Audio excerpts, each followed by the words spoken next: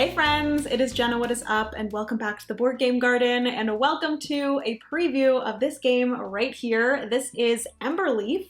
It is published by the City of Games, who is sponsoring today's video, so a huge thank you to them. It's designed by Frank West. This game is next in the series of the Isle of Cats, as well as the Isle of Cats Explore and Draw, and Race to the Raft. So I'm very excited to be showing you guys this one today because the Isle of Cats, as well as the Isle of Cats Explore and Draw, are some of my favorite games. So this is the next in the series, and when this video goes live, the campaign has started. So I will put a link down in the description box to the campaign so you guys can go and check it out.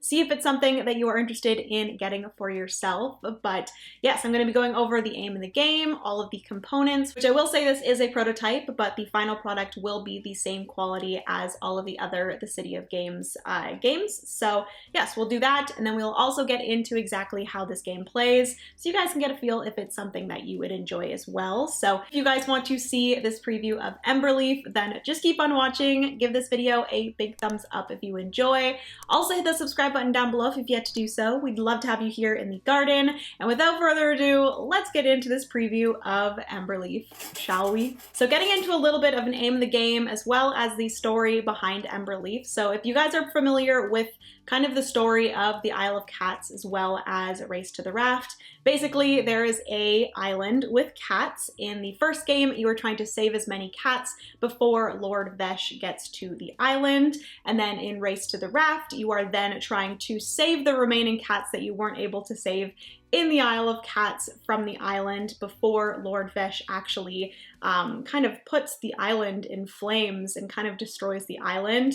And this is that same island, and the island was the home of these Emberlings, and what happened is they kind of went underground to take cover from all of the destruction that Lord Vesh's armies did to their home. And now that some time has passed, the forest has healed, and the Emberlings are, coming out of hiding, and they are seeing what is happening above land, and they then now have to explore the forest, gather resources, rebuild their homes, and get rid of dangerous areas that might have stuck around since Lord Vesh. That is everything for the aim of the game. This is going to be played in turns, just continuously, until the end game is triggered with the last of the 6 trophies being claimed.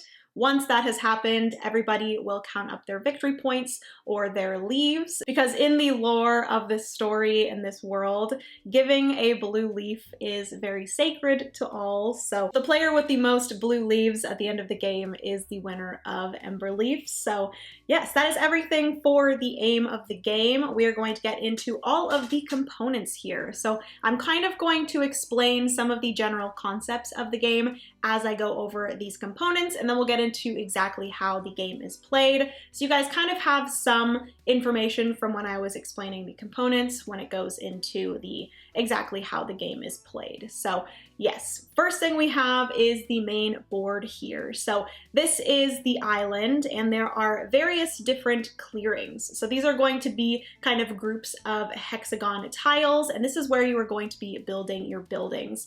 So wherever you see all these hexagons kind of clumped together, that is one clearing, and there are 6 clearings on the map. Each clearing is kind of connected to one or more other clearings by these paths, and that's going to be how you are walking around the various clearings. So I could walk from this clearing along this path to this clearing, along this path to this one, or over here to this one, and there are going to be little fire pits on each of these clearings, and that's where your character is going to be. So each player is going to be playing as a little character. I will say this one is my favorite. This is a little porcupine, but there is also a squirrel, a fox, I believe it's a hummingbird. I could be wrong, but I think it is a hummingbird as well as a turtle. So there are 5 different characters that you can play, and I don't think I mentioned this yet, but this game plays 1 to 5 players, so it does have a solo mode, which these cards over here are for, which I'll get into. But yes, there are 5 different characters that you can choose from, and basically your character is going to be moving from one clearing to the other. There are also going to be these dangerous area tiles that are going to be on all of the different paths. Most of the time a path has one dangerous clearing, but there is one path here that has two that need to be destroyed. But basically, once you get rid of these dangerous area tiles, that path is going to be easier to walk across. So I will get into that when we get into the how to play. The last thing I want to point out is that I do have this kind of set up for a 3-player game, but I only have the components for my player color set out on the board. So I only have my scoring marker here, and I only have my favor tokens on the board as well. But if you were playing with a 3-player game, there would be 2 other players on the board here. But each player is going to have 5 of these tokens, actually 6, but one of them is used for the scoring tracker.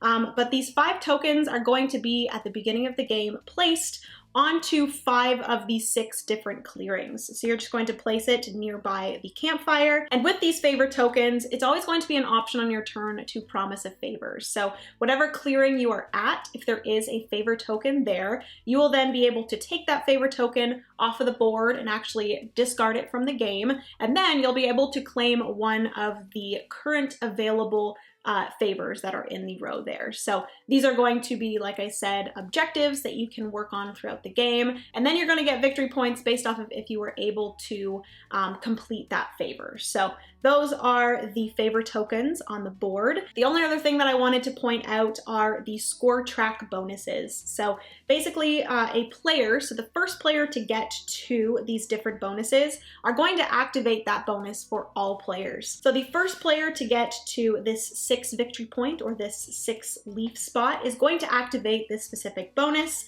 It will start with that player that activated it, and then going around in turn order, each player will be able to gain this bonus here. And this one here, I do believe, is that you get a favor card from the available favors. So that's really nice. And then you also have here that you can pay 1 stone to get 2 favors. You can home a villager, you gain 1 beehive, but there are a bunch of various kind of bonuses that will be triggered whenever a player hits that spot on the scoring track. So next up for components, we have these 2 boards over here. It does look like one long board, but they are 2 separate boards. The first one here is going to be the building board. There are going to be some general buildings that you can build out, and each building is going to cost a certain amount of resources in order to build it.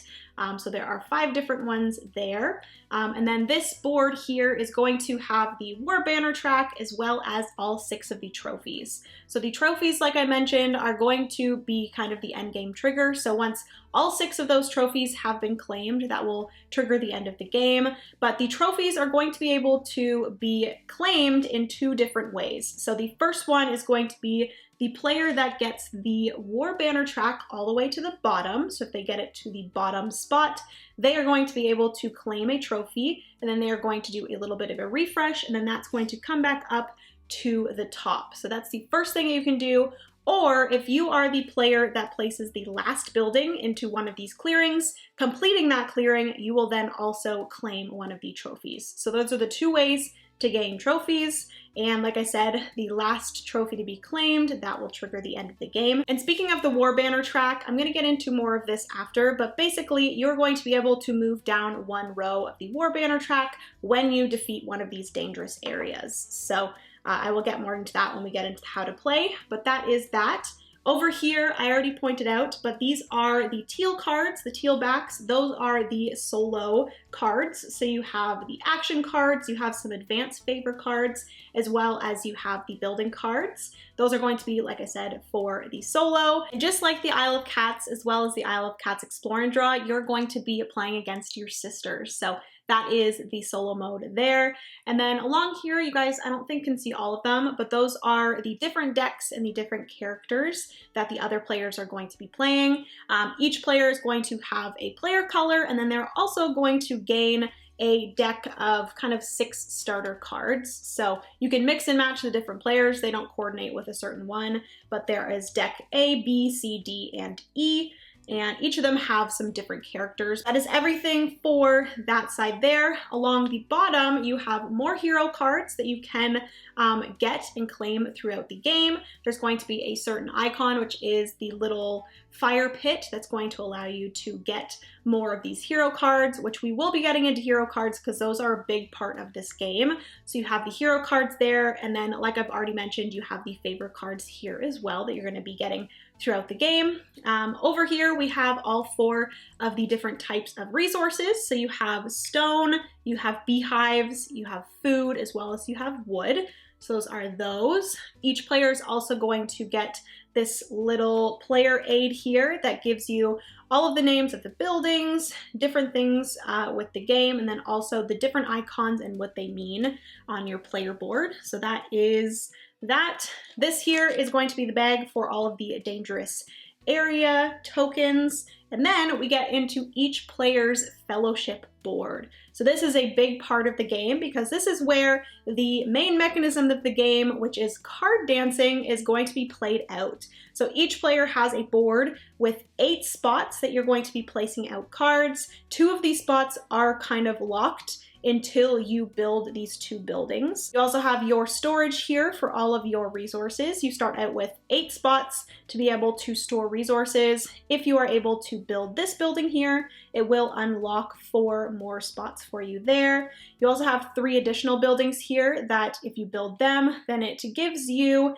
different icons that are then going to allow you to do more when it comes to the card dancing mechanism. And then lastly, for the top here, you have 4 different types of villagers that you are going to be homing onto these different buildings that you're building. So you have the rats, the owls, the bunnies, as well as the frogs. And you're always going to be taking from the left and homing these. And then you're going to be gaining different bonuses whenever you home one of these 4 villagers. So that is everything for the fellowship board. Like I've already mentioned, you have your little character here that's going to start on the board. You also have your starting deck of 6 hero cards. We have this token here, which is if you manage to get all the way to 100, it's the 100 token as well as the 200 token. And then each player, like I said, will have their little player reference there. So that is everything for the components here and the aim of the game. So let's get into exactly how Emberleaf is played. So getting into the gameplay of Emberleaf, like I said, the hero cards are a huge part of this game. So I'm going to quickly go over everything that you will see on a hero card, and then we'll get into exactly what you're doing on your turn. So this is one of the hero cards that I will start with at the beginning of the game. His name is Puff. So the hero cards, I do believe that every single hero card is unique and all have unique art and all are unique animals, which I think is absolutely amazing. And some of them are very cute, including Puff, which he is a little porcupine. And he actually has his name, like I said, in the top corner. Actually, don't know if it's a he. They have their name in the top corner. That does not serve any purpose in the game. It will just be for, having that character and having their name. And then as for the top left-hand corner, this is going to be this particular character or hero's stats. So with Puff, he has 1 attack icon and 1 food icon. So the different stats are going to be either walk, attack, food, wood, or stone, and they are going to kind of multiply the different skills or different abilities that are going to be activating for the different heroes when you slide them. So we'll get into that, or even when you just place them down, depending on the type of ability or skill that that character has.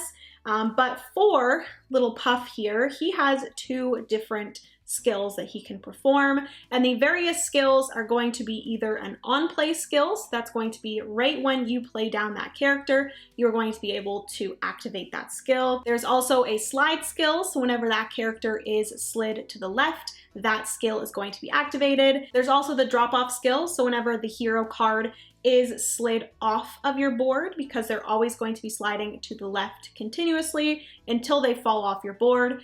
If they do have a drop-off skill, whenever they get dropped off the board, that skill will be activated.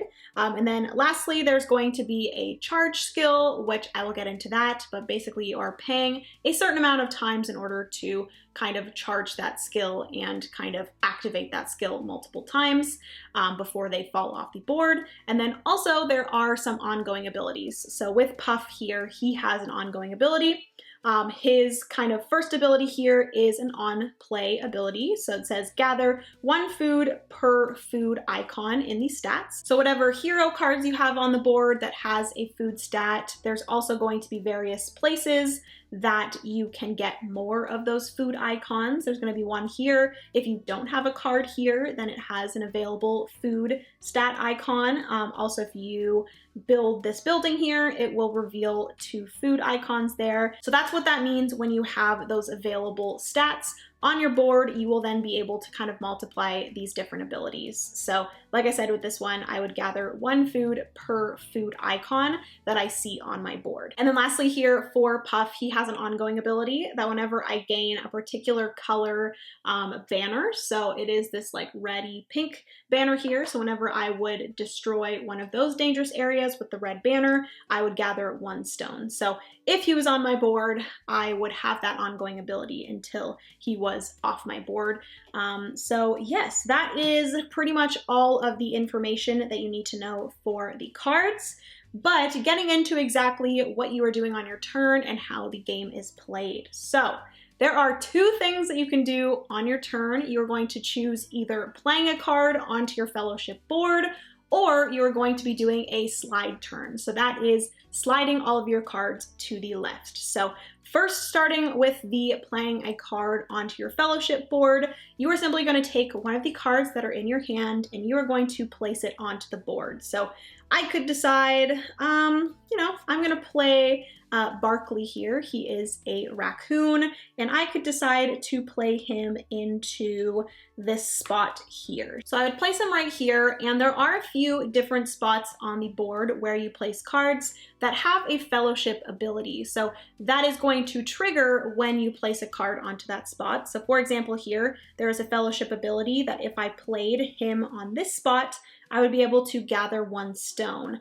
But the thing is that if that card has an on-play ability, so for Barkley here, he does have an on-play ability, which is gather 1 wood per wood icon that I see on my board. I would, for that situation, if they had an on-play ability and I was placing it on a spot with a fellowship board ability, I would have to choose one or the other. So it's probably best to place cards that don't have on-play abilities onto spots that have that fellowship ability so that you can do the fellowship ability and not have to choose between the 2. But there might be some situations where you would prefer to take the fellowship ability over the character's on-play ability or vice versa. So in this situation, I am placing it onto a spot that doesn't have a fellowship ability, so I'd place that there. And if that character had an on-play ability, I would then activate that on-play ability. Like with Barkley here, I would collect 1 wood per wood icon that I had on my board. So in this situation, I have 2, so I would collect 2 wood from the supply and place those into my storage area. And then the other action that you can perform on your turn is a slide action. So this would be that big action that you would do. Once you had quite a few cards on your board, you can do this when you have 1 card or 2 cards, but you would probably want to wait until you have a lot of cards on your board to get the most out of that slide turn. So for example, let's just say I had a few different cards on my board here. Let's put this guy here. So in this situation, I have 4 cards here on my board. I might decide to take a slide action or a slide turn, because this would be my main action for my turn. I would then do a slide action starting from the top left-hand corner card and then going from top to bottom, left to right.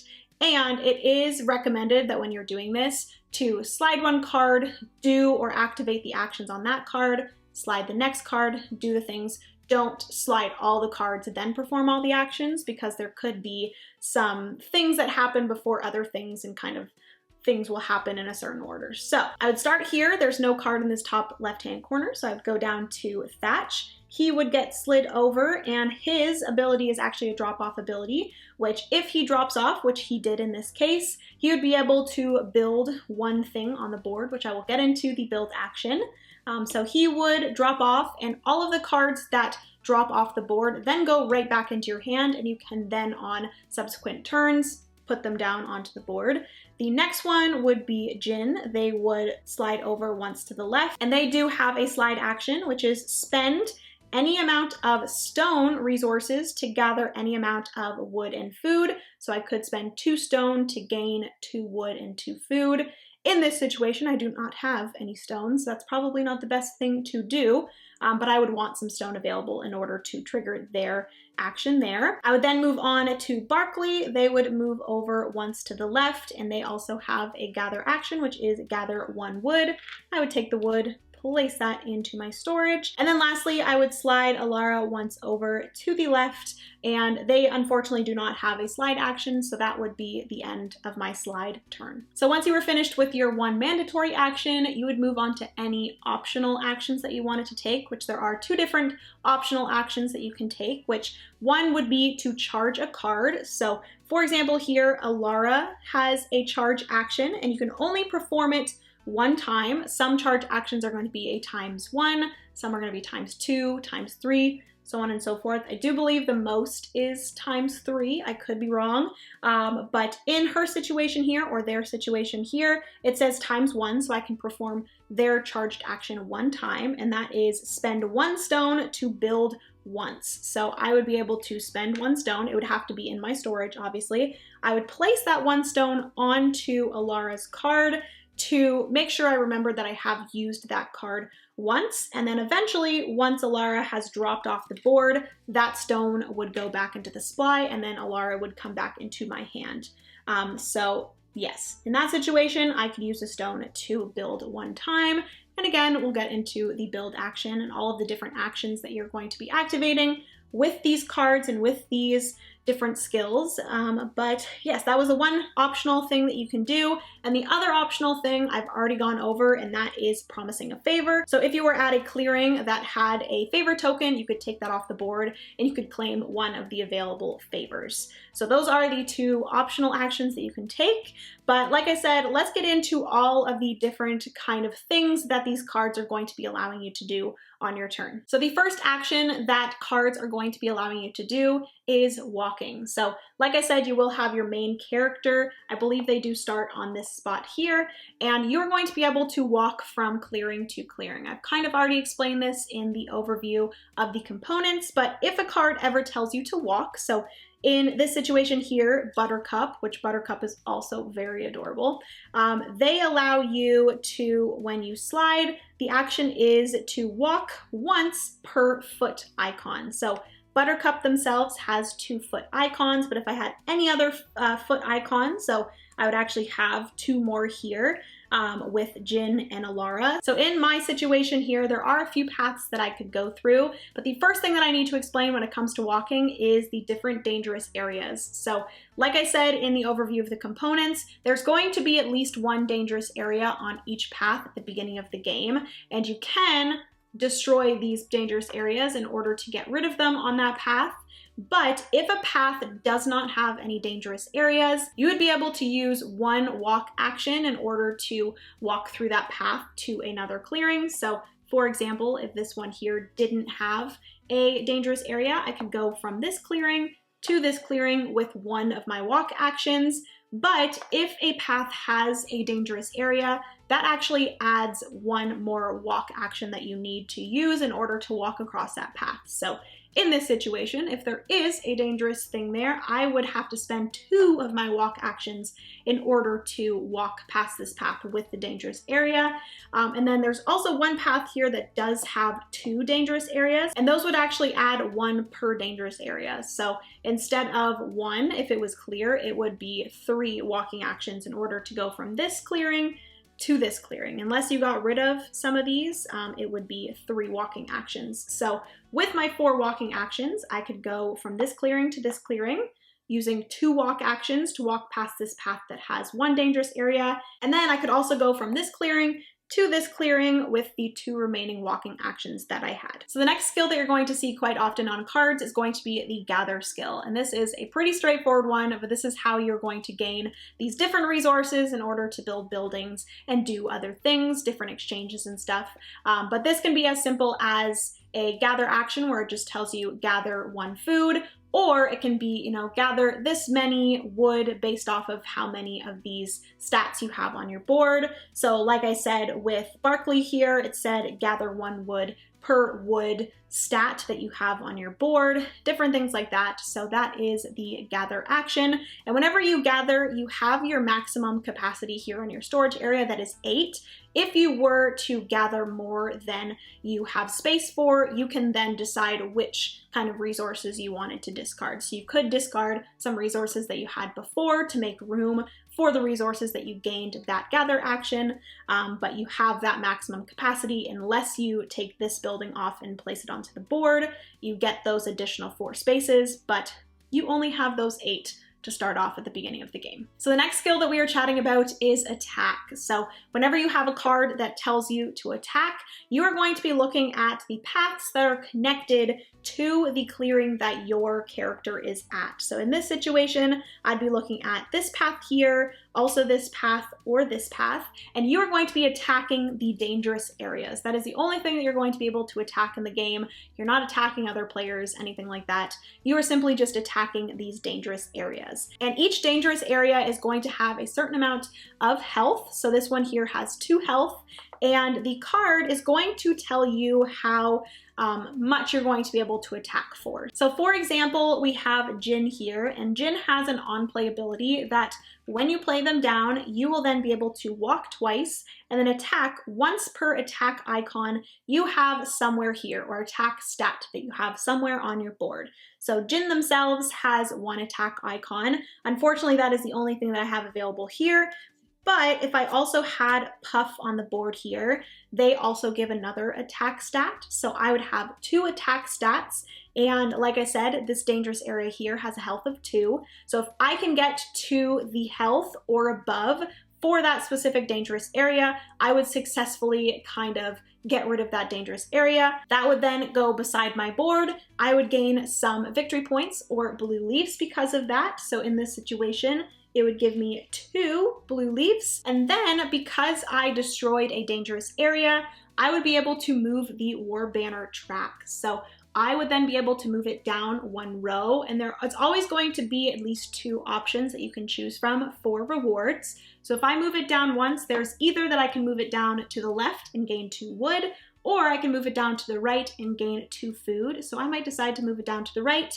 I gain 2 food into my storage here, and then that would be my turn. And quickly, while we are on the topic of the war banner track, I do want to mention, once you get down to the bottom, so if the tracker was there and I was able to move down because I destroyed a dangerous area, I would go down to the last space on the war banner track, and this actually says trophy plus refresh. So if I was able to get down there, I would actually be able to claim one of the trophies, which let's go over some of the trophies here. So this is basically just going to get you some more bonuses. So there is 1 trophy there that simply just gets you 8 victory points. There is 1 here that gives you, let me see here, this one gives you 5 victory points, you get 4 wood, and then everyone else gets 1 wood. So some of the trophies, or actually most of the trophies, gets you something, but then also gets the other player something, aside from that 1 trophy that gives you just 8 victory points. But yes, you would claim one of those trophies and then you would actually refresh. So first for the refresh, you would take the war banner token, you would place it all the way up at the top to refresh the war banner track. You would take any remaining dangerous areas that had not been taken off the board. You would take those off the board, and then you would refresh the board with all new dangerous areas, and you would actually place it on the orange side. So there are 2 different sides of these dangerous area tiles, and when you refresh, you would actually place them onto the orange side, which are going to be more difficult. So that kind of ramps up the difficulty of defeating these different dangerous areas. areas. So you would refresh the board, place all new ones on the board with the orange side up, and then that would be everything for the refresh. All right, and the last skill that we are going to talk about is the build skill. So this is probably the most complicated and like biggest kind of action or skill that you're going to do on your turn whenever a card tells you to do so. So for example here, like I said with Ilara here, they have a one-time charge ability to spend 1 stone to build once. So if I decided to take that action, I would spend a stone, then I'd be able to take the build action or the build skill. When you are doing the build skill, you're going to be able to either choose to build a general building or you're going to be able to build one of your fellowship buildings. So the first option is to build one of the general buildings. You're going to have the 5 different types of buildings here. There is the town hall, the boathouse, the house, the market, as well as the windmill, and each of these different types of buildings are going to require a different amount of resources. So for example, here we have the town hall, which requires 3 stone, 1 wood, and 1 food. So if I spent that from my supply, so I don't know if there's any buildings here that I can actually build myself. If I had 1 more wood, I could spend 4 wood to the supply, and then I would be able to build one of these house tiles. Whatever clearing I was in, I would then be able to place out this tile. If there's ever any icon here or any resource that is printed on the board, if I cover that up, I would then be able to gain that resource. So if I decided to place this house building here, I would then be able to take 1 stone resource from the supply and add that to my storage. Like I said, instead of building one of the general buildings, you can also decide to build one of your fellowship buildings. So that is going to be one of the 5 buildings that you have available on your board. And whenever you build one of these buildings, they're going to unlock something for you. So like I said already, this boathouse here, if you built that, it would unlock 4 additional spots in your storage. This house building here would then unlock this 1 space here for more cards. Same thing with this windmill. And then there's also these 3 here, which are going to uncover more icons or more stats that you can use when triggering some of those skills on the cards. So these are going to cost a little bit more, and all of your fellowship buildings are going to require at least 1 beehive for payment. And beehives are a little bit more difficult to get, but you can get them in a few different ways. You do start with 1 at the beginning of the game, but you also can gain them by homing some of these villagers. Actually, there's only 1 spot that allows you to gain a beehive, but you're also going to gain a beehive when you get to here, or when the first character or first player gets to here.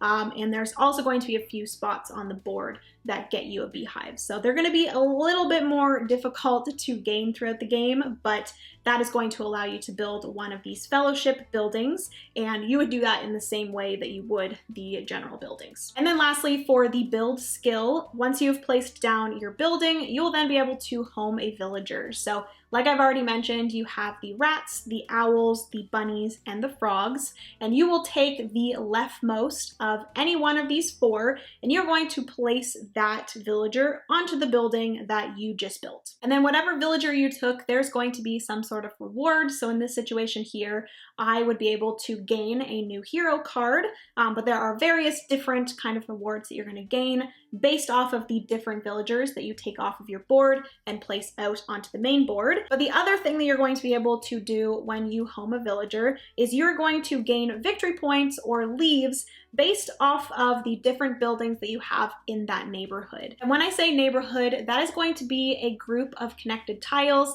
that have one of your homed villagers on them. So in this situation, obviously I only have a neighborhood of 1, but I would actually gain 1 victory point or 1 leaf for every unique building that I had in that neighborhood. So actually, if I did have a villager here first on this market here, and I place this here, that would be 1 neighborhood of 2 connected buildings that had my villager on it, I would then be able to gain 2 victory points because these are 2 different buildings in that neighborhood. So that is the last skill that I had to talk about. So we are going to quickly get into the final scoring for the game. So like I said, the end of the game will be triggered when the last trophy is claimed. Once the last trophy is claimed, you're going to finish that round back to the first player so that every player has the same amount of turns.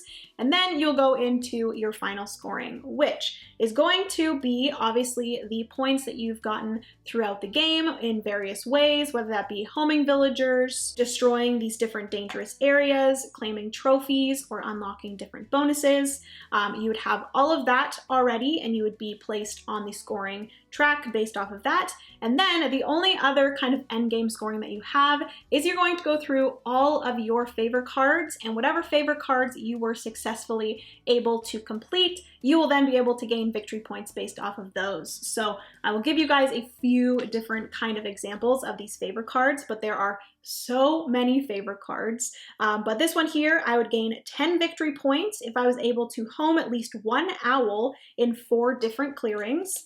And then here I would gain 14 victory points if I was able to have 1 town hall that touches at least 3 markets. So this would be this town hall tile, the black one, and it would have to be connected to at least 3 markets, which are these kind of mustard colored ones here. And they don't have to be my own markets, they would just be markets in general. But if I was able to get that, I would gain 14 victory points, which is pretty good. There's also going to be some that are like based off of something. So this one here is 3 points per boathouse. So I would get 3 points per boathouse that I put out there and had a villager homed on. And then lastly here, I have 5 victory points if I have at least 3 wood and 3 food at the end of the game. So there's just a bunch of different favors that you can collect throughout the game, and they're just going to be different objectives that you're going for and trying to complete by the end of the game. So you would count up all of your successful favors, and then whoever at the end of the game would have the most victory points or the most blue leaves would be the winner of Emberleaf. All right, friends, so that is going to be everything for today's preview of Emberleaf. Hopefully I gave you guys a good overview of how exactly this game plays, and hopefully you enjoyed. If you did, please give this video a big thumbs up. Also, hit that subscribe button down below if you've yet to do so. We'd love to have you here in the garden. Comment down below if Emberleaf is one that you are interested in. Like I said, I will have the link to the campaign down in the description box. A huge thank you again to the City of Games for sponsoring today's preview. I love you guys so, so much. Remember, you are somebody's reason to smile, and I will see you in the next board game video. Bye, friends.